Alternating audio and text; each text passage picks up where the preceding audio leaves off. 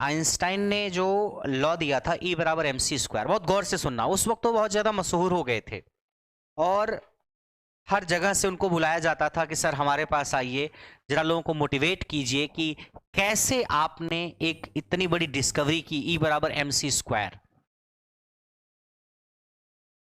E बराबर mc², तो Einstein को बार बार जाना पड़ता था। सलीम ध्यान से सुनो मेरी बात, आइंस्टाइन को बार बार अलग अलग जगहों पे जाना पड़ता था और आइंस्टाइन जहां जाते थे, आइंस्टीन जहां जाते थे उनके साथ साथ उनका ड्राइवर भी जाता था।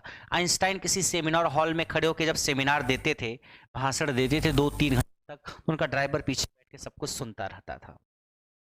ऐसे 6 महीने तक काफी चला। जैसे केजरीवाल जी जब अन्ना हजारे आंदोलन कर रहे थे उस वक्त काफी पॉपुलर हुए थे, और जब नए नए चीफ मिनिस्टर बने थे 49 दिन के लिए, उस वक्त भी काफ़ी मशहूर थे कि एक आम आदमी, एक ईमानदार चीफ मिनिस्टर आया है।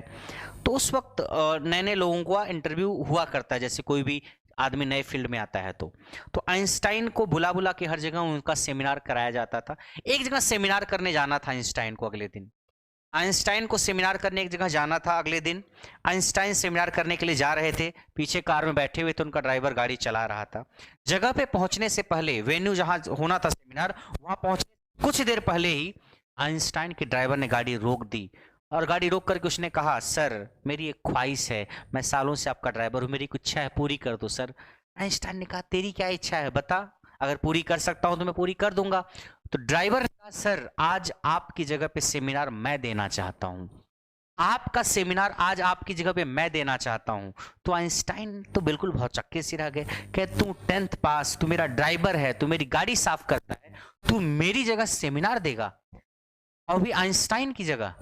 तो ड्राइवर ने कहा, सर जितनी बातें आप बोलते हो वो सारी बातें मुझे रटी हुई हैं, बिल्कुल जुबान पे रटी हुई हैं, एक शब्द इधर से उधर नहीं होगा। मैंने इतने सारे सेमिनार आपके देखे हैं, सुने हैं, मुझे हर चीज बिल्कुल कंठस्थ हो चुकी है, मैं बिल्कुल नहीं भूलूंगा।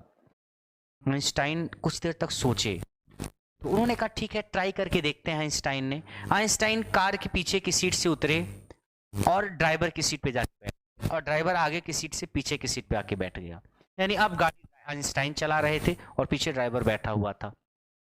जब वेन्यू पे पहुंचे लोग, जहां पे सेमिनार होना था, तो वहां पे पहुंचने के बाद लोग, बहुत सारे ऐसे लोग थे वहां पे जो आइंस्टाइन को कभी देखे नहीं थे। उस जमाने में इतना ज्यादा सोशल मीडिया नहीं था कि आप हर आदमी को पहचानते हो। आप अपने कोई दादा परदादा हो तो पूछो क्या आपने नेहरू जी को कभी सामने से देखा है। उस जमाने में अगर टीवी थी तो उन्होंने देखा होगा, नहीं टीवी का अगर इस्तेमाल किया तो टीवी नहीं थी तो उन्होंने नहीं देखा होगा।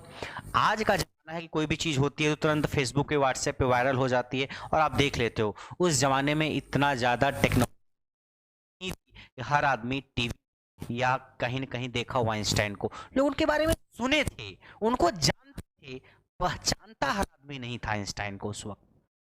बात समझ में आ रही, क्योंकि उस वक्त तकनीकी उतनी ज्यादा अच्छी नहीं थी। टीवी वगैरह का प्रचलन तो भी पिछले 10-20 सालों में बढ़ गया बहुत ज्यादा कि आप हर आदमी को देख। अदरवाइज मैं आपसे कहता कि आपने क्या रतन टाटा को देखा है, तो आज आपके पास यूट्यूब है, आप तुरंत सर्च करोगे, आप देख लोगे। अगर यूट्यूब ना होता, इंटरनेट ना होता, ये सारी सुविधाएं ना होती, तो आप कैसे देखते। तो वेन्यू पे पहुंचने के जस्ट बाद ही बहुत सारे लोग आए फूलों का गुलदस्ता लेकर के, उनको लगा आइंस्टाइन के आने का टाइम था, आइंस्टाइन आ गए होंगे, यही तो आइंस्टाइन की कार है, आइंस्टाइन आ गए। लोगों ने पीछे गेट का दरवाजा खोला, गुलदस्ता फूलों का देना शुरू कर दिया। पीछे बैठा कौन था गाड़ी में? ड्राइवर बैठा हुआ था। लोग ड्राइवर को आइंस्टाइन समझ रहे थे, उसको गुलदस्ता फूलों का दे रहे थे। कुछ लोग उनके पैर भी छू रहे थे, कुछ लोग गले लगा रहे थे आइंस्टाइन को। आइंस्टाइन को मीन्स जो ड्राइवर पीछे बैठा था उसको आइंस्टाइन समझ करके। और आइंस्टाइन जो वास्तव में आइंस्टाइन थे, वो आगे ड्राइवर की सीट पे बैठ करके सब कुछ देख रहे थे। क्या करें बेचारे। अब ड्राइवर पीछे की सीट से उतरा, गुलदस्ता लिया, नाश्ता पानी किया, सेमिनार हॉल में गया और भाषण देना स्टार्ट कर दिया। 2 से ढाई घंटे तक इतना धारा प्रवाह तरीके से, इतने शानदार तरीके से उसने भाषण दिया कि ऑडियंस बिल्कुल मंत्र मुग्ध हो गई, लोग पागल हो गए। अब बार बार तालियां बजाए लोग 2.5 घंटे के दौरान। और इस सारे भाषण को, सारी चीजों को सेमिनार हॉल में पीछे की सीट पे बैठ करके आइंस्टाइन सुन रहे थे। लेकिन उस आइंस्टाइन को लोग ड्राइवर समझ रहे थे, और जो ड्राइवर था उसको लोग आइंस्टाइन समझ रहे थे। 2.5 घंटे तक सेमिनार चला और एक भी पल के लिए किसी को डाउट तक नहीं हुआ वो आदमी ड्राइवर है, बल्कि आइंस्टाइन नहीं है। अब क्वेश्चन आंसर का सेशन स्टार्ट हुआ, लोग क्वेश्चन पूछते और उसका आंसर देना था आइंस्टाइन को, मींस उस ड्राइवर को। कई सारे सवाल पूछे गए जिसका जवाब ड्राइवर ने सही दिया।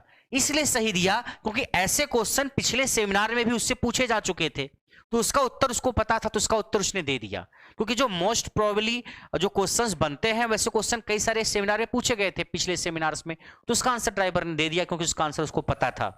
एक क्वेश्चन ऐसा पूछ लिया गया जो उसके पहले कभी भी किसी भी सेमिनार हॉल में किसी भी सेमिनार में नहीं पूछा गया था। अब उस प्रश्न का जवाब नहीं आता था ड्राइवर को, क्योंकि ऐसा प्रश्न कभी पूछा ही नहीं गया था।